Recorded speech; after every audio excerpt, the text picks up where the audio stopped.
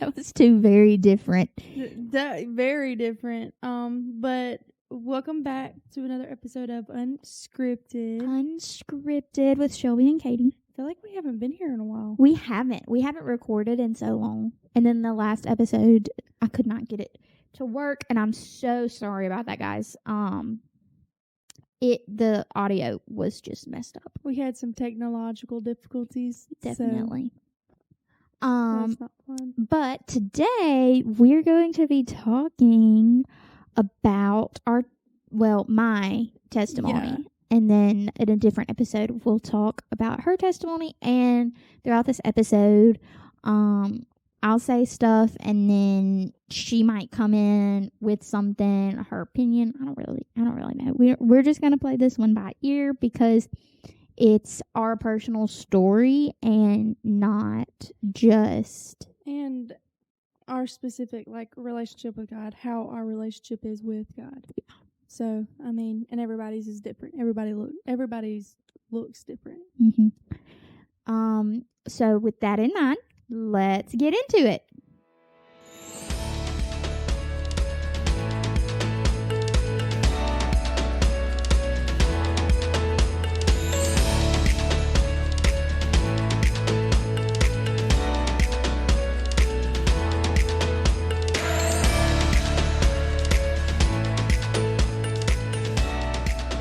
Okay, so as we said earlier, I am going to be talking about my testimony.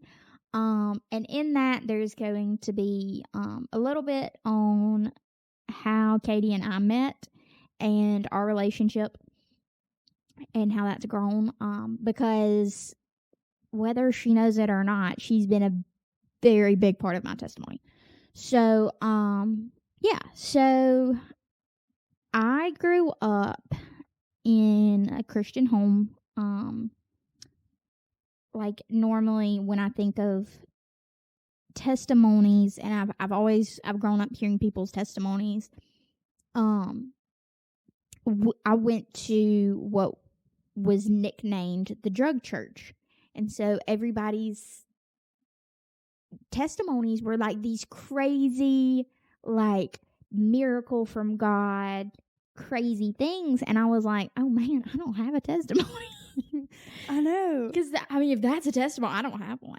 That was how my brain was going, and so for years I didn't even think about it. Nothing crazy's happened to me, mate, so it's not real. I know, that's how I was too. So, and then I realized that's not what a testimony is. A testimony, to me at least, is the story of your life before and the story of you finding your relationship with God. Also, that's another thing, is I grew up in a Christian household, and so it was I always knew who God was. It wasn't I found God. I always knew. There was never a moment that you didn't know. Yeah. I think I had a what's it called? It's not a baptism for babies. What's it called? Do you know what I'm talking about? The church has them sometimes. Where they call the kids up, or the parents, and they pray over them or something. I don't know what it's not I know what you're talking about. Yeah, but it's not a baptism. It's not a baptism. It's not a baptism. We're not wetting the head. We're not doing the sprinkles. Have you seen that thing? It's why is she having a baby shower? She's not. This is her second child. It's it's not a baby shower. It's baby sprinkle. But ADHD. So, getting back to it. So, I have. What is that thing? It's gonna bother me so much. But it's the thing where your parents basically promise to raise you up in a Christian household. Right. I think I had that. No, I don't. I think I had that. I I think I've seen pictures of me, like, in the little long white dress. I didn't. Girl, if I did, it would have been in the yard. In the yard. And I went to a very Christian school that was very, this is how I explain it. Very little house on the prairie. Very little house on the prairie. The whole school had 15 kids, and it was like all different ages. It wasn't just one class. It was like 4 kids were in first grade or kindergarten, and 6 kids were in, right. Like, it was just random. And I went there until I was in 4th grade, and then my second semester, before then, my mom was working, so my mom was a nurse at the time, and she was saying, she this is how she always said it. I would go to school, she would go to work, and then I would go to school and learn everything, and then I'd come home, and we would both be tired and done with the day, but we'd have homework today. Mm-hmm. So we'd work on homework, but I didn't understand anything. So Mom was basically reteaching everything to me. So she said, why don't we just start this first thing in the morning? So that's what we did. And my second semester of my 4th grade year, so almost 10 years ago, we started homeschooling. And then that's when we started realizing that my brain didn't work as normal people's brains do. And so I went when I was 9 years old and got tested for ADHD. And while I was there, I got diagnosed with ADHD and anxiety at 9 years old. And I'm like still on medicine for both of them to this day, 10 years later, which is crazy that those 2 diagnoses are still affecting me and affecting so many people. And 3 years later, Mom thought that maybe there was something else up with my brain. So she took me to Mississippi College, which is where I'm at school now. And I was diagnosed with dyslexia. And I'm going to be honest with you. I looked just a couple of months ago, like a month ago, 2 months ago. I looked through the papers about my dyslexia diagnosis. And there were some things I was like, what? That's dyslexia? I thought everybody's brain worked like that. Like, it was like you can't think of words. And, like, there's certain words, like, just you can't think of. Or bad at spelling and all these things. And I was like, man, that's unfortunate. But, I thankfully never had to have therapy for my dyslexia. I did have to have some therapy for my ADHD, and I'm currently in therapy for my anxiety. But that was my life. Me and my mom are really close, and we just did school. Until one day I got the stomach virus. And it was really bad. I was hospitalized. And then I got better. And then less than a couple of months later, I got the stomach virus again. And then Mom was like, okay, we'll go get in the bed. Here's Dramamine, saltines, all the things. A couple of weeks later, got the stomach virus. Then got over that. A week later, I got the stomach virus. And that was when my mom said, okay, this isn't normal. There's something wrong. Right. Let's go to the doctor. And at this time, I had an unhealthy fear of any kind of doctor. Doctor, dentist, anything. Like complete panic, screaming, hated anything to do with the doctor. So I started panicking.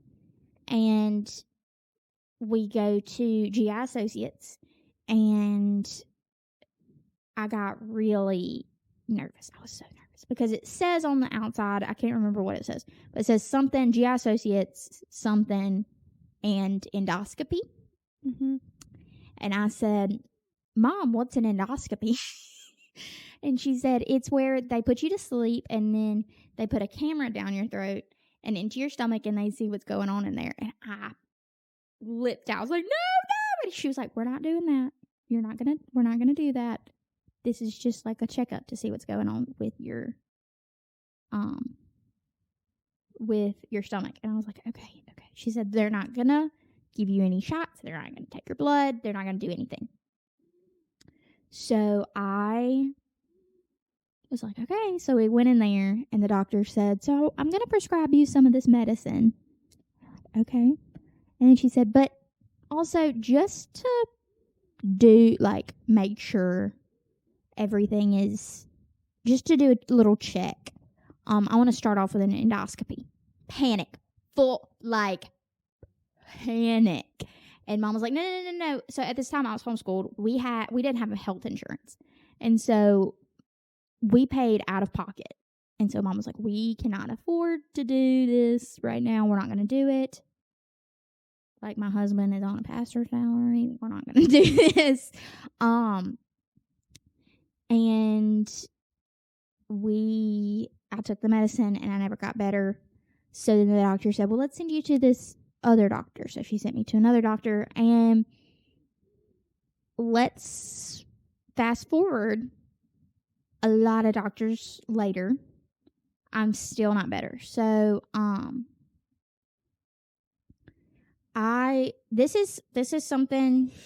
The whole time I've known you, I have never known you to have a right stomach. Like, really? Like, I have never known you to have a normal, like, you didn't like know me before? I did, but we weren't friends. As long as we have been friends, you have had problems, which, let's just say, like, 13. Yeah. Like, I was about 13, and that was another thing. Like, that was puberty. So they were like, oh, it's a puberty hormonal problem thing and stuff like that. It was not. That's wild. I thought you knew me before. I did. No, I knew who you were, but like I said, I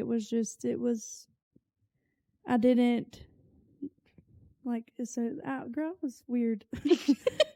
We're both weird. How do we not become friends? I don't know. But yeah, so fast forward a couple of years. I have been to a lot of doctors. I've basically been in the bed for 3 years. So then my dad came up to me. It was either my dad or my mom came up to me and said, Shelby, we want to get the elders of our church. If you don't know what an elder is, it's almost, somebody might get upset with me for saying that, but it's almost like a deacon in another church. So just so that one person in the church doesn't have too much power, it's separated into however many men. I can't remember how many we have, but who are like led by Christ, fully, like, great men, and they're so great. And Dad said, I want the elders to pray over you.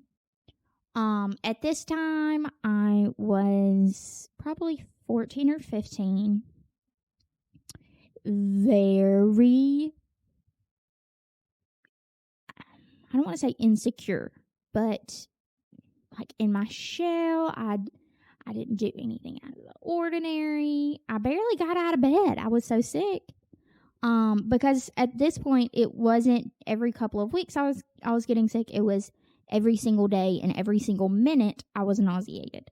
And Dad said, Shelby, can we get the elders to pray over you? And I freaked out because I'd grown up with these men and it just felt weird. Right. And I said no. Some people did get upset about that my parents weren't forcing me to be prayed over. But I said no, and some people are so opinionated.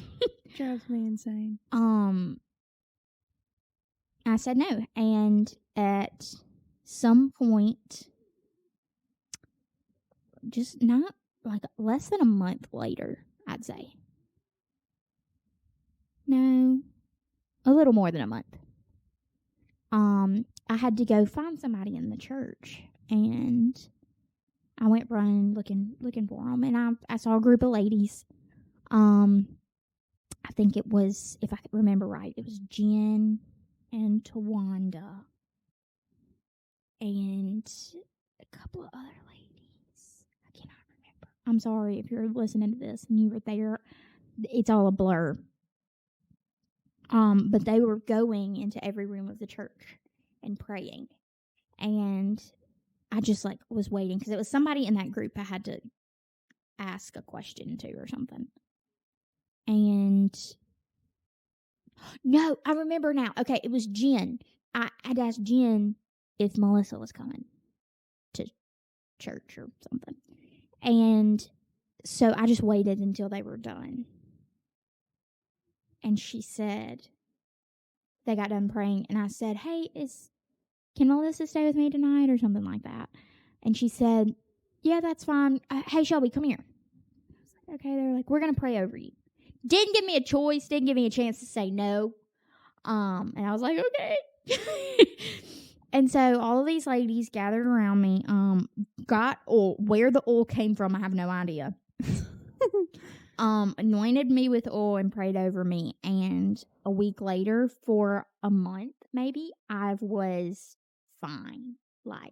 I was still nauseated, but I was able to get up and go do things and be a normal human being for a month, and then I declined again. But I've always thought about it, if those ladies were able to do that, imagine what the elders could have done. Imagine how that would have, and it's always been a question in the back of my mind, if I wasn't like that, if I was okay with them doing that, would I be better now?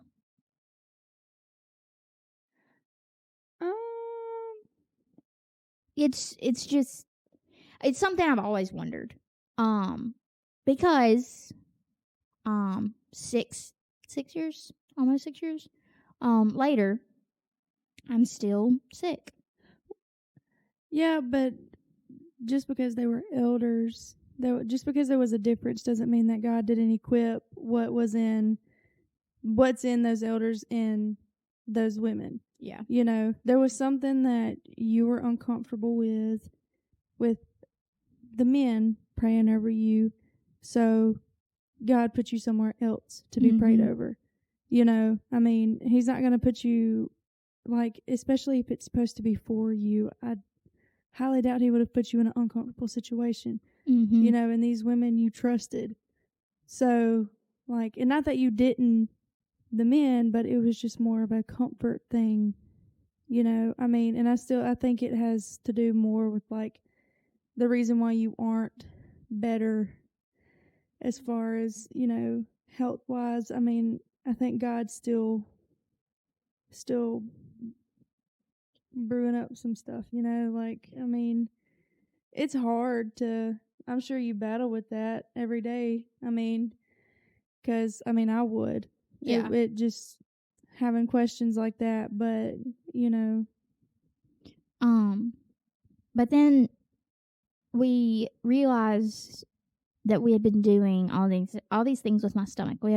I've done so many tests, so many things, so many medications for my stomach. And another doctor sent us to a doctor in Atlanta, and this doctor was probably the chillest doctor I've ever met. He's so, like, I saw him a year ago. A little less than a year ago was the last time I saw him. And he was so great. Like, walked in, he started talking to me and about all these things, like we had been friends for years. I was young. I was kind of freaked out. And he said, "Shelby, so you've been nauseated for this long?" And I said, "Yeah, I have." And he said, "Well, we're going to fix that." And I said, No. Because I'd heard that a lot. We're going to fix that. I said, "If you can make me not throw up, great. I'm fine with being nauseated. It's just the throwing up that knocks me out. So if we can fix that part, then I'm fine." Because at this point, being nauseated was normal. I didn't know what it was like to not be nauseated. So, I got really nervous because he looked at me and he said, "No, that's not a way to live. We're not going to do that. I'm going to make you better." And I was like, "You're putting a lot of pressure on yourself, dude." Yeah, but That's a lot. I was about to say. And he said, "And if I don't, then I'm not going to stop until you are." Right. Which, you need more doctors like that. And here's the crazy thing. He walked in and said, "Hey, I'm your doctor." And I was like, "Hey." And he said, "You want to know a fun fact about me?" I said, "What?" He said, "I never went to college." "You're so funny. Doctor who never went to college. That's hilarious. It's a joke." I was like, "It's not a joke. You never went to college?" And he said, "I'm from," I can't remember. It was like Mexico or something. He said, "And you can go straight from high school to med school." And that's what I did. So, like, all of the things that you have to do in school now, all those prereqs and all the stuff that doesn't have anything to do with your major, he just skipped all of that. Well, that would be nice. I'm moving to Mexico. Like, for real. Because that prevents a lot of people getting into, like, med school and stuff like that because of everything they have to do before. Yeah. So stupid. I don't know why, but that just made me feel so much better. Like, I was like, "Oh, I'm in great hands." And he said, "Okay, we're going to do this little procedure, and I've done it tons of times, and you're going to be fine." And I was like, "Okay." And he said, "It's going to go here, here, and here." So he did this thing, and if you want to look it up, you can. It's called an IV stem. So there is a nerve in your ear that is connected to the nausea center of your brain. So what he did was he had these very, very tiny needles. That scares people when I say that. You can ask Katie. They're small. Very small. They're very, very small. And they would go in certain parts of my ear, and by in, I mean on. So, like, right in the back. Like, on the back of my ear, on the, like, right where your earring goes almost, and then on, like, the shell right here, right in front of your ear. Like, it was a bunch of them, and they just had little wires that connected to a battery that stuck to the back of my ear. This is gonna scare some people, so just listen. It shocked me every couple of seconds, and it does hurt. It doesn't hurt. It's uncomfortable.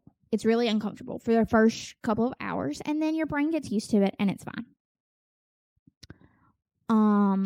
you can't get it wet, and you keep it on for 5 days, take it off for 2 days, and then you go back and you get it put on for another 5 days, keep it off for 2 days, go back. So I'd be going to Atlanta. So for people who don't know, that is about 6 hours away from us, and we would drive to Atlanta every week for a month and do it.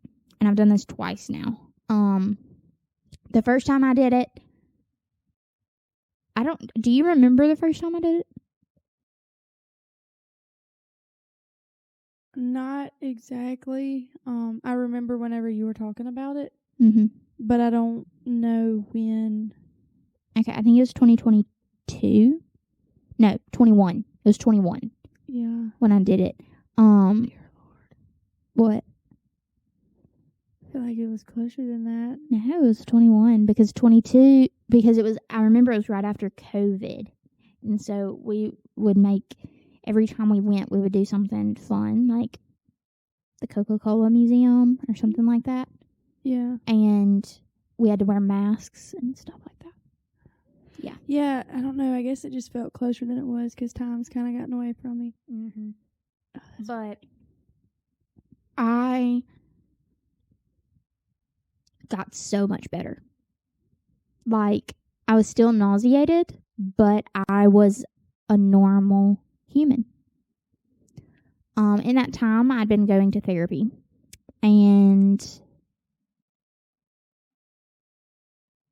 my therapist said, you have to learn how to push through and not lay in the bed when you feel really, really sick. And I was like, but I want to lay in the bed when I feel really, really sick because I just can't. Well, it's hard. Yeah. It's hard. And she said, but then if you did that, then you would be in the bed for the rest of your life, because right now it looks like you're not going to get better. So I said, so how am I going to do that? She said, you being at home is not going to help that.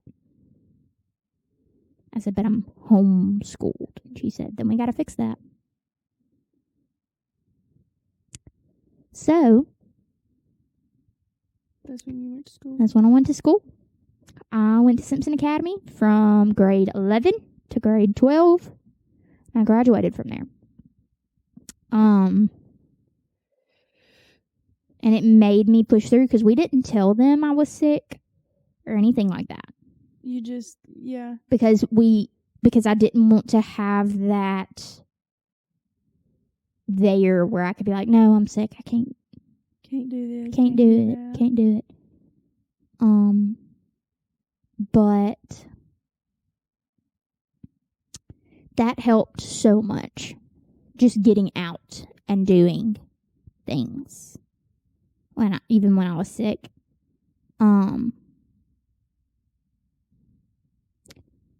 And I learned a lot of stuff throughout that about God. Because I knew, like, I'd grown up in this household of Christianity. And you know that age-old question, why does God let bad things happen to good people? And I thought I was a good person. I knew I had done wrong in my life, but compared to other people, I was like, I'm doing great. And I got really, really upset. Like, I knew that I wasn't, and there was a certain point, I can't pinpoint it exactly, but there was a certain point in my life where I was like, oh, I'm not, this is a forever thing. Mm-hmm. This, if it hasn't gotten better by now, with all of these doctors, it's not going to get better. It's a good thing it's only temporary, right? Yes. Very much so. So I got really, really, really upset with God because I didn't know. I was about to say, it's more of a you just don't understand why. Yeah. Okay, let me rephrase what I said. because I messed it up. I had a whole execution plan and I messed it up. I got really upset with God because I didn't. It's not that I don't know. I didn't know why. Right. I know why now. And when I tell you, I have helped more people with me being sick than I ever could have helped not being sick. Almost a year ago, no, a year and a half ago, my lifeline, my person, my quite possibly one of my favorite people in this entire world, was diagnosed with cancer. And it was so hard, because it was stomach cancer, and I've had all these stomach problems. And I was like, oh my God. Well, if I've been so mad at God about this age-old adage, why does God let bad things happen to good people? Now this is where it comes in, because she's the best. You can't get any better. No, like, because whenever you told me, like, I mean, she, like, a precious human being. That is what she is. So and it was also my senior year. It was the year everything was supposed to. It's the year of change. It's the year of change, and everything was changing, and I hate change. I hate change so much. It's one of my biggest things in the world that just makes me so mad. It makes me so mad. And well, there she is. I got really, really upset with God, because I was like, what in the world? Like, me and then her, and now, like, I've got all these questions. Why is it happening? Why? You know, that's what happens when bad things happen. You ask why. And she did chemo. She had surgery. And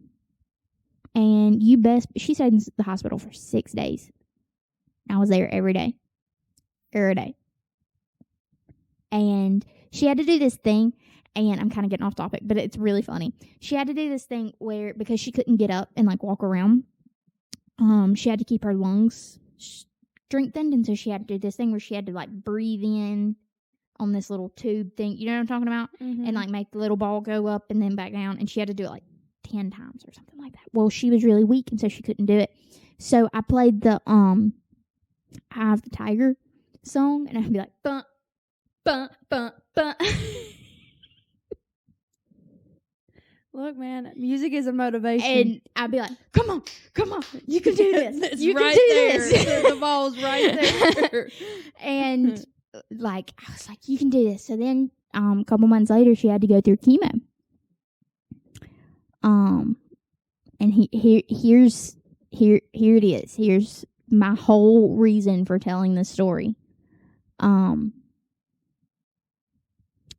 she got chemo, she got so nauseated she couldn't keep anything down. She lost so much weight. But I knew it. I knew what to do. Oh, you're nauseated? Do this. Oh, you're hurting? Do this. I knew exactly what to do. And here's another thing. I'm a weak person. Okay? I'm just going to go ahead and straight up say it. I'm a weak person. I have the worst pain tolerance of anybody I know. I'm not a strong person. I'm not afraid to admit it. It's okay. So my grandmother, she went through all this stuff, but she said, if you can go through all this nauseous stuff and you can be fine with it, then I can too. If you can do it, I can do it. Yeah, girl, let me be your motivation. Go I ahead. was like, yeah, put Go me ahead. down. Put me down, lift yourself up. It's fine. Let's do it.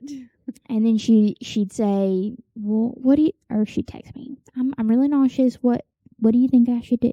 Take this, and take this. Go to sleep. And just a couple of months ago, we were sitting down. She's in remission, for anybody wondering. We were sitting down just a couple of months ago, and she said, Shelby, like, I'm done. I'm fine.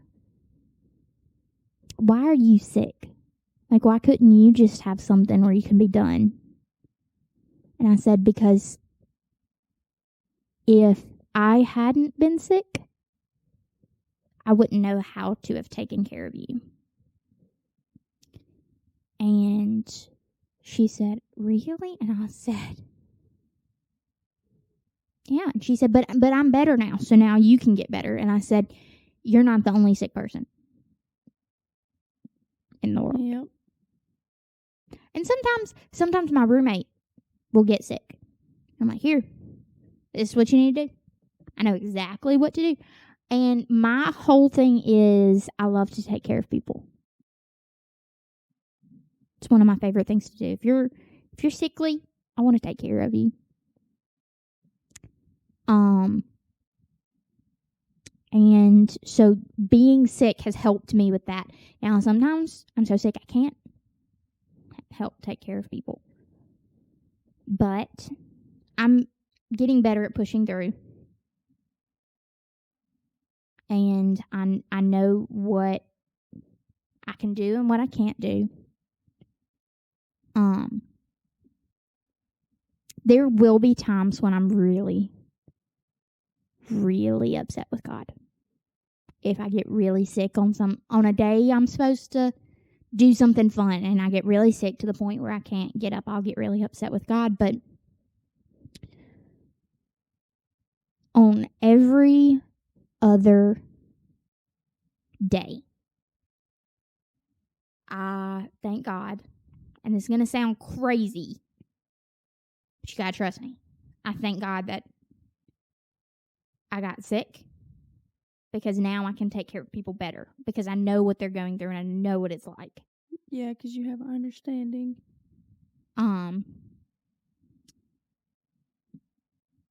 But God doesn't do anything without a purpose.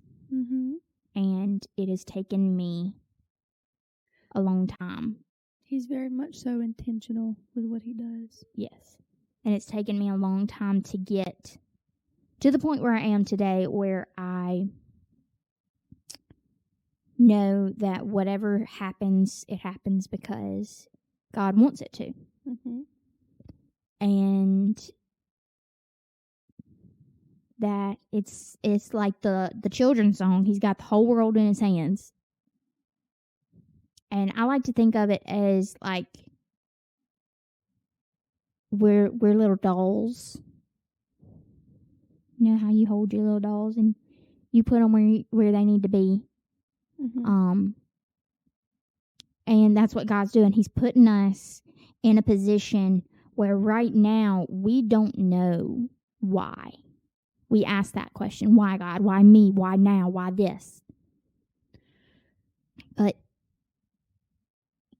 we don't sometimes, as I can promise you, sometimes if you don't ask God, if you can ask God, why this, why this, why this, and he will be looking down at you and be like, really? Really? You're going to question this amazing, great story that I have planned for you?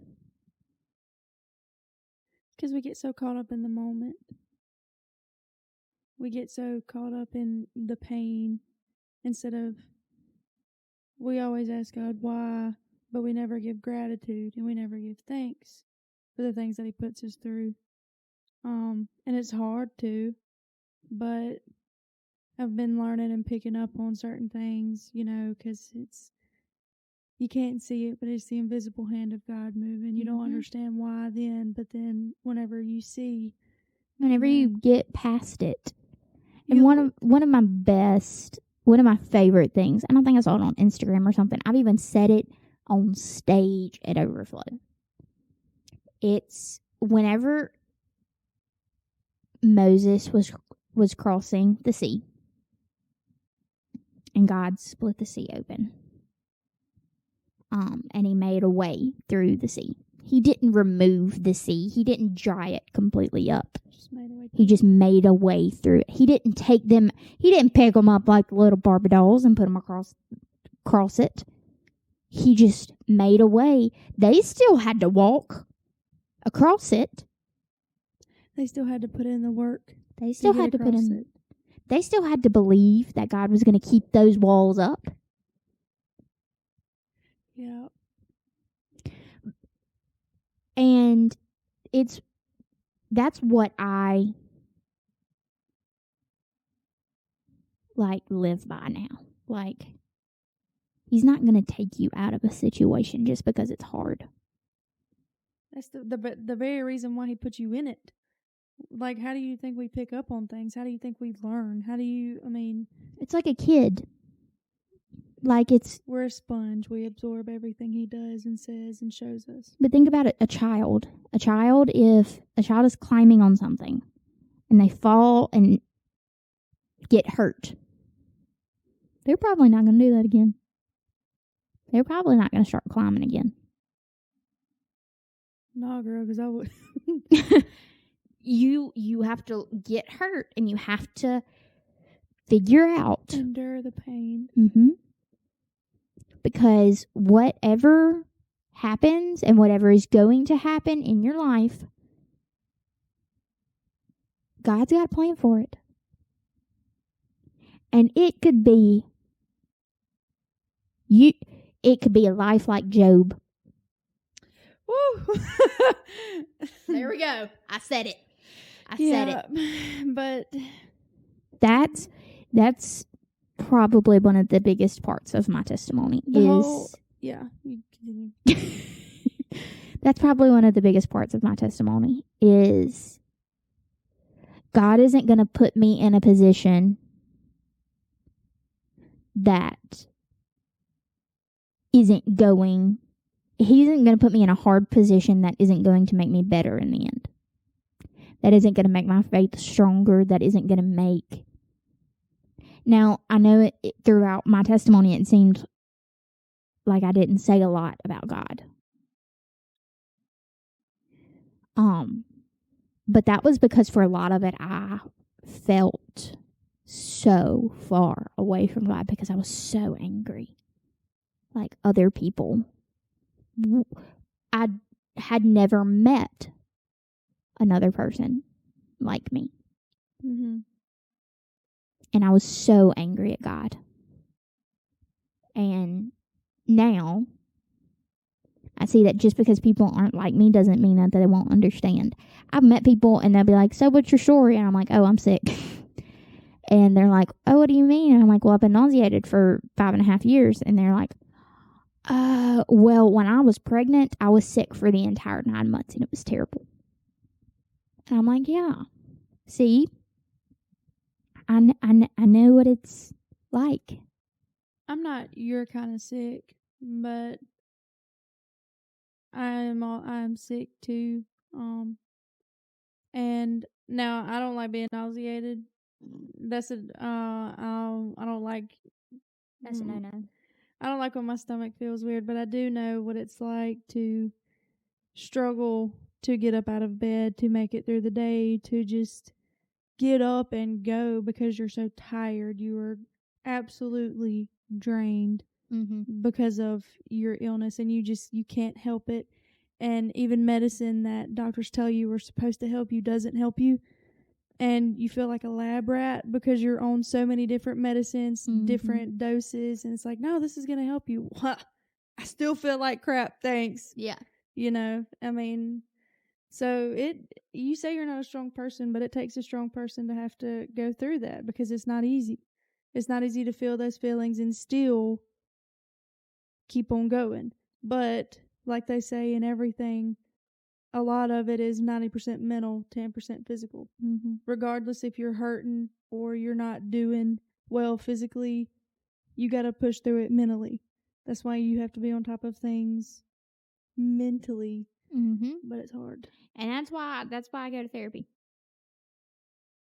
Because I have figured out that going to therapy is so great because it helps me get my thoughts together, realize what's important, and what can be kicked out the back door. Right. Because you get so caught up, and then having somebody that's just like, no, we don't need to be worrying about that. Right. And they're like, what, are you serious? That's nothing. Right. That's a little speck of life. It's like my mom has always said, like, high school is a blip on the radar. Because I was like, I don't want to go to school. And she's like, high school is a blip on the radar. It's going to be 2 years. You're going to be fine.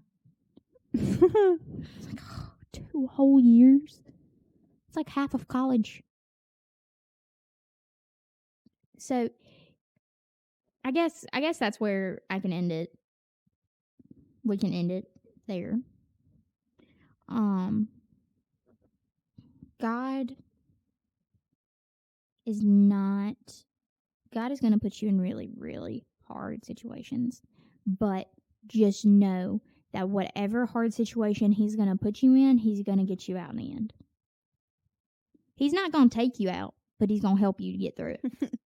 Yeah, but so you might feel like it's going to take you out, but it ain't. It ain't. Just it might feel like it's going to take you out. God's not going to take you out. But he'll help you get through it. You just have to trust him. That's going to be the hardest part. Because you're going to feel like, God, why? God, why? Don't ask him why. He's got a plan. Don't be doing that crap. Instead of asking why, give more gratitude. Yep. Be more thankful instead of being like, why are you doing this to me? God, I don't understand why, but I know that there's a good reason for what you're doing through me and within me, so thank you. I mean, it's hard and it's a very weird position, but like I said, once you're through it, you'll completely understand why God had to put you through it.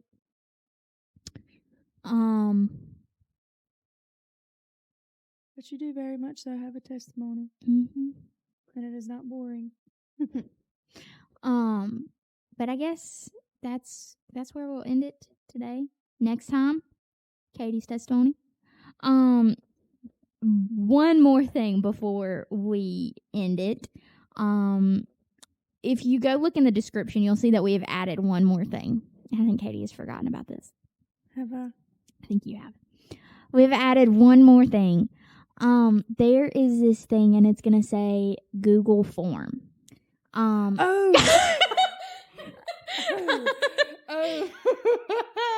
I did, but I didn't have it. I told you you'd forget. And it's going to be just a little form. We know that some of y'all have your weird reason, not weird, but you have your reasons of why you don't have a social media account or any social media accounts. But even if you don't, we still want to get to know you and understand how you found us. And to do that, we're going to create this Google form.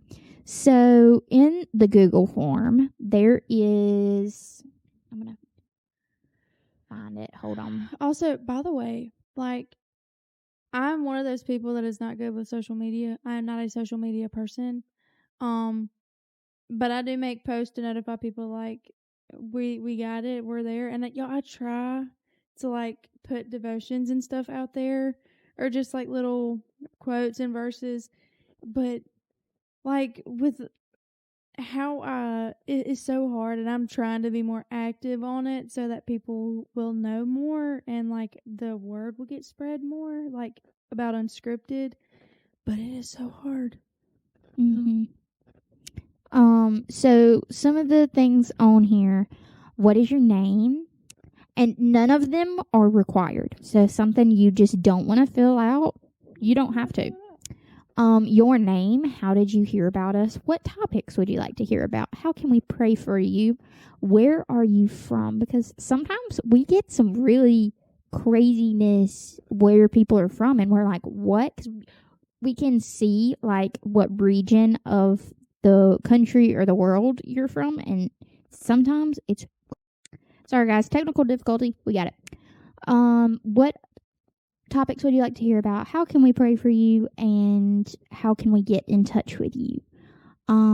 As we said before, none of these are required to fill out, but we would love to hear from y'all. So, if y'all could just fill that out for us, it takes 5 minutes, the max, 2 minutes probably. And yeah, like we say every episode, we love you. Jesus loves you. And we hope that you have a good night, day, month, week, whatever time you're listening to this. And bye.